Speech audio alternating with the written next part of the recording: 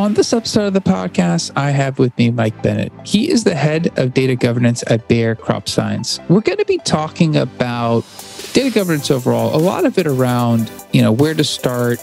Is it a big company thing? Impacts to starting later, starting sooner? And if you were going to start a data governance initiative, what's a minimal beginning that you could look at? Mike, thanks for coming back on the podcast. I had you on a little while ago. I'm excited to have you back on. Sure. Thank you for having me. Exciting topic. Awesome. So just to get everyone on the same page, let's figure out what Bayer Crop Science does. And then, as the head of data governance, what are some of your responsibilities there? Yeah. So Bayer Crop Science is a division of the overall global Bayer organization. Bayer is divided into three major divisions: crop science, consumer health, and pharma. The crop science is kind of a recent evolution over the last few years, where Bayer purchased Monsanto in the U.S. And so it's a large seed company, as well as agricultural chemicals and biologics. And so it's a global organization. I think we're somewhere in the 30-something thousand employees for crop science division. I lead the data governance program within the crop science division. It's a new role that was founded about 2 years ago. I took on the role. It was really to establish a governance program for crop science, as well as to align that governance program with our other divisions, the pharma and consumer health divisions. Awesome. So data governance, obviously you guys are a big company and you're just, it's a new title for you. Lots of moving parts. I guess, if you've heard of data governance, and in passing, you might have an idea what it entails, but just to maybe understand at the top level, the context of the conversation, what goes into data governance? What is it actually? Yeah, it's an often, I would say, a confusing term, even for those who work in the field, because it overlaps with a number of other kind of disciplines, as well as IT governance and IT systems governance, information governance and management as well, and data governance as part of an overall IT management program. And so data governance is specifically around what are all the processes and controls necessary to adequately manage the data within the organization for its use throughout its life cycle. And so from the creation through retirement, what governs the use, access, control of that data. And it touches on a number of other disciplines as well, as security and privacy as well. And so it's got a lot of tentacles per se that are connected to it. It's rather complex. And as we'll see, it's something that the earlier you start, the easier it is to, I think, manage and maintain long term. It's harder to turn a large ship around in the middle of a very, very extensive organization and make it work, which we're discovering. Absolutely. And I guess, that's a good point. And you guys are 30,000 plus, headcount types of company. Before you took over the data governance, had a data governance role, was there a strategy in place? Was it something talked about, not implemented, or where did you take over? There was lots of data governance going on. Okay. Which was it had to be. I didn't want to assume, but I'm assuming as big a company as Bayer is, there's got to be a lot of governance in place. Lots of governance, but that also created kind of a unique challenge as well, because you had a lot of disconnects between functional teams and organizations, which were at different maturity levels, different concepts or ideas around what was data governance and roles and responsibilities, and really no centralized kind of view and control the overall strategy and program. And so it was very fragmented. And part of that was just by the nature too of the recent acquisition. You have Bayer, which had a agricultural division, merging with Monsanto, which was bringing another culture and organization together, and bringing those data assets and teams together caused or compounded some of the complexity around the governing of that information. Yeah, and I guess, as you're mentioning, obviously there's lots of governance happening, and maybe a lot of different pieces. It's kind of broken up, not centralized, as you mentioned. I guess when you're in a situation where there is a lot of governance happening, but it's not centralized, what are some of the detriments? Like, right? I mean, you have the pieces in place, but there's really no central view of the program itself. Yeah, there's no central view. There's no common understanding of what is meant by governance or data governance, and so and that can cause a lot of fractions across the organization. Where just a couple of scenarios where data governance was defined more in the context of IT systems management, where governance was really enforced through some type of system, through application, not really focused on data, but more on its use and how it's embedded into an application, which creates problems around ownership and control of the data and who really is the true owner accountable for the business information. And then you also have the disconnect between kind of formal processes such as like nomenclature and naming and standards around the management and use. The data quality metrics are all fragmented. And so it's really hard to look at. The way I kind of summed it up was, within a vertical, within a team or within a function, you typically could govern your information to the point that it left that function or team. But then that handover was always very problematic. And so unless the teams were highly connected, and often this got into kind of a scenario of tribal knowledge, unless you knew who was working on the other side and you had a relationship and you could connect the dots, that handoff and that pipeline started to break apart, and especially when you have movements, acquisitions and people moving to new roles, teams dissolving and ramping back up, cause a lot of confusion across the organization. That's kind of where, when I started, we saw a significant amount of, I think, just disruption around our overall process. People didn't know where to go, who to talk to. As you start to build more and more complex solutions that require more of an end-to-end pipeline across your organization to drive, from R&D all the way through a product team and connect data from some early pipeline discovery all the way to a commercial customer and back, that pipeline has to have a full end-to-end governance program around it as well. So I guess what's and maybe take a step back. So when you took the job as the head of data governance, obviously you go in, you see all the different pieces, you see the disconnects, and as you mentioned, it's a bit of a Titanic turning things around. As you're starting to, try to centralize things and change processes, when you mentioned, you touched security compliance. Are you trying to take ownership of process, or are you trying to take ownership of just making sure people are aware, being the traffic control? A little bit of both. I think part of the process was just taking control of a process that would define kind of that end-to-end strategy, but enabling and trying to leverage as much of the existing processes and teams and resources that were available intact and connect them to this end-to-end strategy. So that was the real trick. So how to make it work with minimum disruption so that we can continue to kind of move things along, but prioritize it in a way that we start to put the foundation of what we are in the phase right now, kind of our foundation phase or our core phase, which was to establish a strategy to define what is that overall governance approach, a common definition for governance, a minimum core set of governance requirements that all teams have to have in place, and then ratifying that with senior leadership support.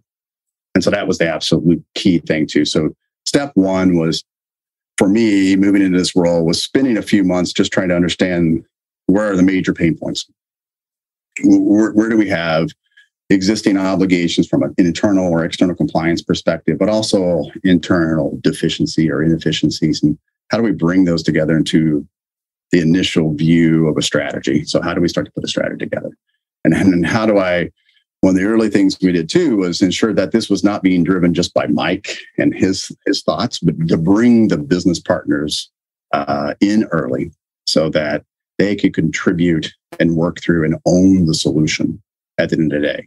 And so I asked for nominations from each of our functional teams around an individual who could represent them.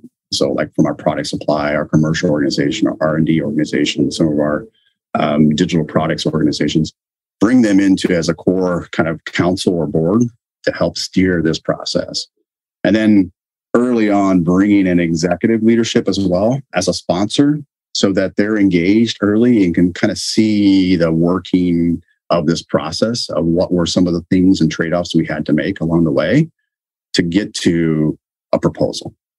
And so that was probably the first 6 months or so of the job, is kind of getting a frame of where to go, getting that partner buy-in and commitment in terms of resources and commitment to the board, and that executive sponsorship. So I guess a couple of times I've heard, you mentioned earlier, sooner. It sounds like the job would be different. I don't want to see easier. It would be different if it was potentially an activity you guys had started sooner.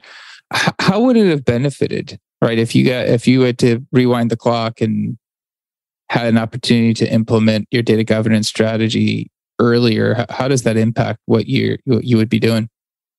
The culture. I think the biggest impact is culture. So when you think about an organization like Crop Science and its size and complexity, and as I said, you had multiple governance teams and efforts in place, and it had been going on through decades and decades of work, is that you've now got kind of an embedded culture around the organization that frames data in a certain mindset. And that shift that we're trying to make now is to really think of data as a product today, not as a kind of a side or a result of some other effort or as a consumable that drives a product, but as a product itself. And so how is data as an asset? And so looking at that and embedding these kind of norms around ensuring that we have proper business ownership identified around these data sets, that the business owns the data and owns the use and management of the data. Those things, we're going through that culture shift today to get the organization to think in those ways. Whereas had we started earlier, I think you could embed that early on as kind of your core culture. And I think this is a big part of what we refer to as our digital transformation. But it's hard to have a digital transformation if you also don't have this view of data as an asset and the governance of data. And smaller companies or companies that kind of embrace these concepts early on, I think, have a much easier way to have that culture embrace it, and it becomes the norm. It's not something that we have to exert an effort to get people to think in those contexts, that this is already embedded in the organization. That transformation is, I think, a much easier process to go through. That certainly makes sense. And yeah, I guess as you mentioned, data as a product. It sounds like almost every organization I talk to, either it's, if they're a smaller company, it's in the roots, or as you mentioned, they're trying to move to it. I guess if, I'm just kind of thinking about that aspect of, you guys are moving to data as a product, you need data governance. Would data governance just be for big companies then? Is it something that just, larger companies that are just more complex, more compliance issues? Is it more of a, larger entity type thing, or should smaller companies potentially be thinking about a strategy around data governance? I think every company has the right scale of it. I can't see a company of any size devoid of governance. It's just the landscape, the environment that I think every company is part of today, especially if you look at the compliance side, and especially over the last probably 5 to 10 years around data privacy. It's hard to operate without some type of privacy obligation, even if you're small, even if you're a very small company. And so embracing some just fundamental concepts in governance, even for a small startup, I think enables them to not only meet compliance obligations, but also to build this culture and build the efficiencies. Governance is often looked at as a compliance type of discipline, but compliance is just one aspect of it. Actually, we spend less time today thinking about the compliance obligations than the benefits of governance in terms of the efficiency, the transparency, the knowledge base that it builds across the organization, the effectiveness of using our data end to end and knowing how to leverage it as it crosses different boundaries in different teams and different functions, and how it embeds into a product. We have a lot of conversations around ensuring that the data aligns to our business capabilities and the business processes. And so really connecting the two at those layers. You mentioned earlier, is this for a big company and the difficulties around big companies? If you think about Crop Science was a product company based in seed and chemistry, not in data. But now we're trying to make the shift to where data is a product that actually is a sellable entity in itself. And so to be able to do that, you have to treat data just like you would create a physical product. You would put a label on a seed, you'd put a label on a chemical, you put a label on your data. You understand where it's sourced, who owns it, how do you support it, where does it connect in your supply chain or your manufacturing process. That's their data life cycle as well. And so treating it in the same way, and that's a big shift, especially for an established organization of this size. Yeah, I mean, obviously that transformation, that digital transformation for a lot of companies, that are more mature, that are embracing data as a product, that is a shift. And I think you've mentioned, the data privacy, that's is increasing for everyone, whether you're small, you're big. You mentioned it's one aspect. When you're looking at, just overall, where you start, let's say you are a smaller company, data privacy is probably something you need to tackle. Is that a good area? Is that an area of opportunity to, kind of bring in some minimal processes to give you a baseline to grow from? Yeah, it definitely is. And especially if you think about it, the US, there are a number of new privacy laws that are in effect in January 1st of next year that every US company or company that deals with US consumer data has to have compliance to. So it used to be something that I think that from a U.S. perspective, we looked at, that's a European GDPR type of compliance, or that's a California only CCPA type of thing. But now there are a number of states, I think at least 7 are in the book for January, that are requiring, and we expect, all 50 states to have at least some level of a state level privacy law. Now, what that creates is there's no federal privacy law in the U.S., so there's not a similar type of GDPR in the EU. And so you have the complexity of trying to stay in compliance with each individual state, which is slightly different until there is a federal law. And so small companies, I think, can do some basic things around ensuring that they have minimum standards in place to manage personal information. They can get a lot of this information from the states themselves in terms of the types of laws that have been passed. Those are all documents that they can collect today. And so I think it enables, I think, looking at just privacy, you start to look in terms of a way to manage the personal information within your work streams. It starts to put the fundamentals of a governance program in place in terms of managing that work stream and understanding the controls that are necessary around personal information. And I guess the kind of, I think putting those controls in, when we talk about compliance, when we talk about governance, a lot of, I guess people might start thinking, there's a no police component to that. I mean, it's like, okay, well, you need to be more careful. You need to be more, in line with process. You need to be accountable. Is that component of the culture that you mentioned, it's a bit of a culture thing? Is that something that companies just need to embrace and not view as the no culture, that this is an opportunity that it can actually help a company grow?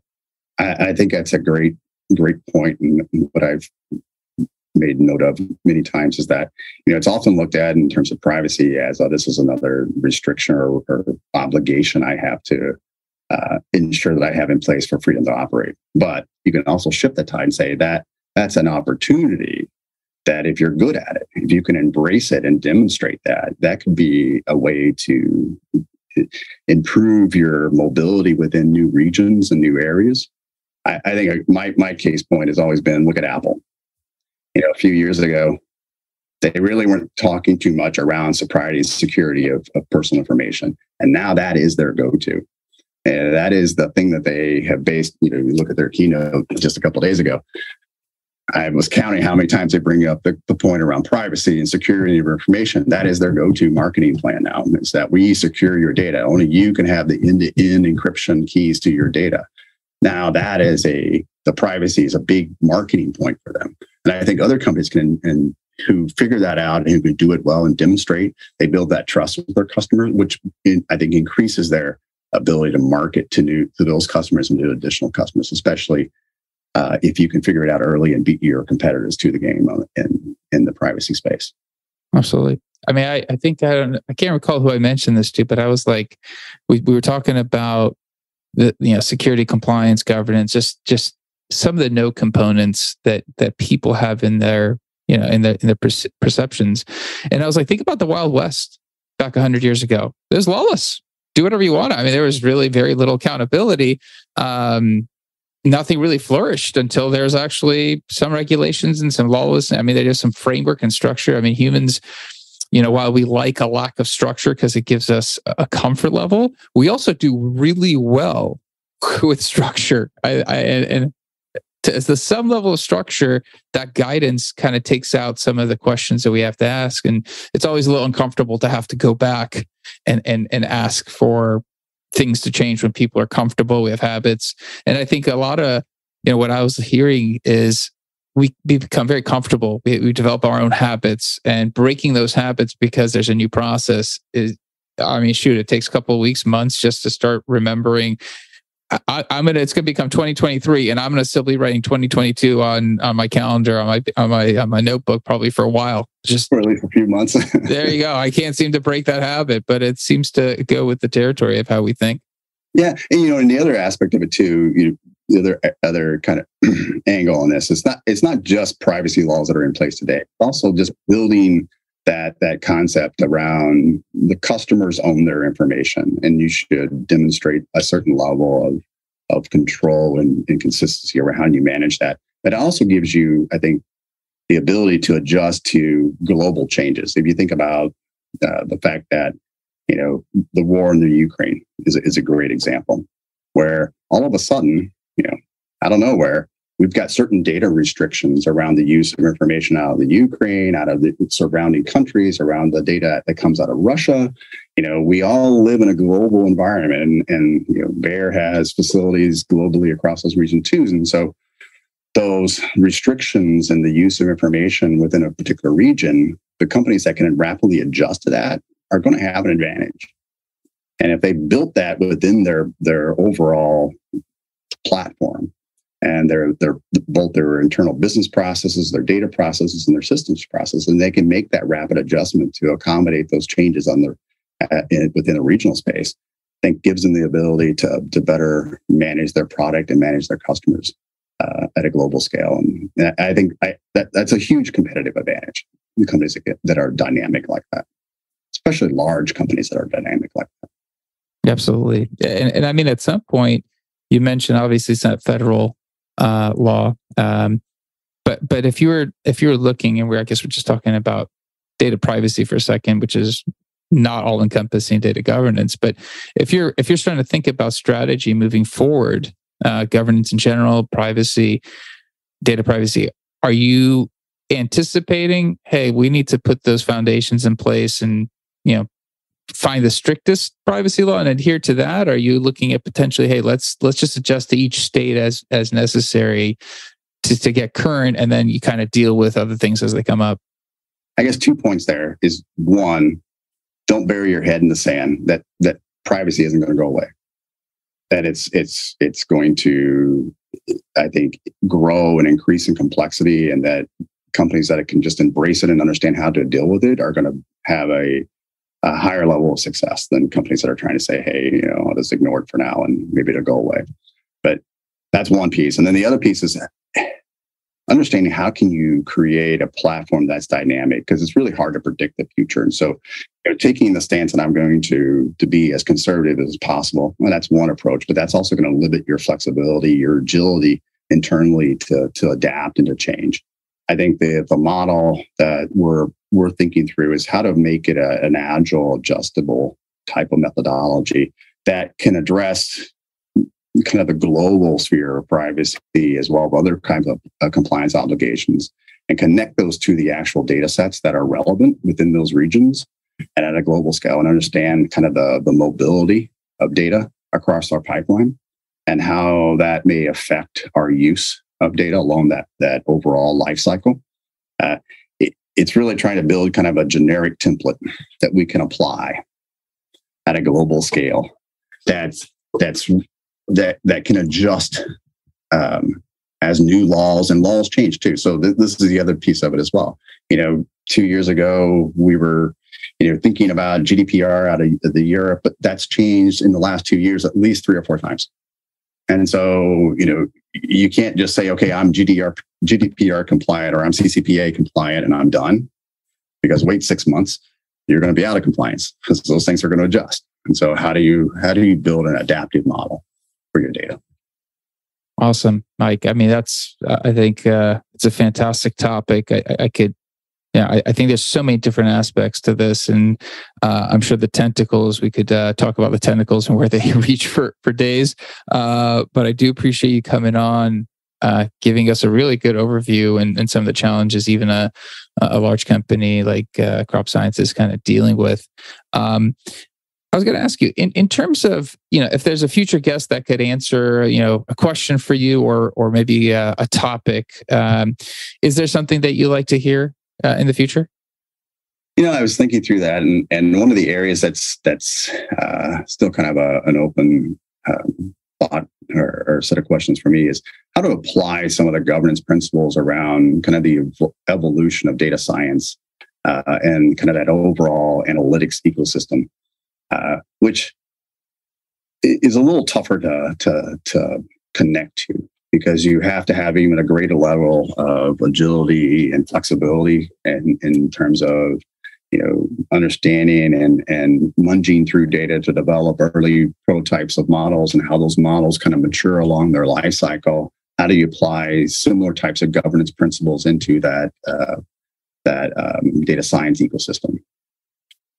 I have ideas, but I'd love to hear other perspectives on that. That's kind of the next big challenge, I think, for an industry and governance, is really how to connect governance and data science.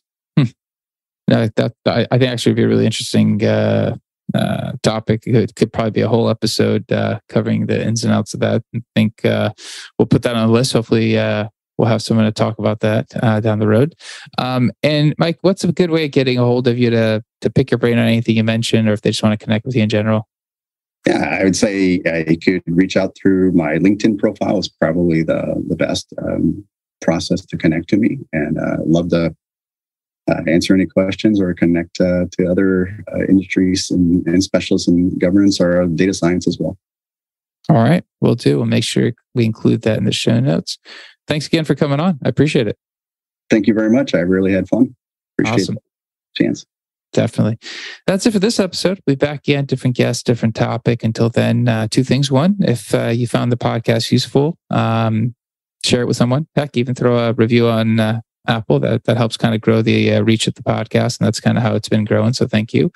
And if someone out there can talk about data governance and its evolution and interaction with data science, I think that'd be a great topic. Reach out, let me know. Love to have you on. Until next time, thank you and goodbye.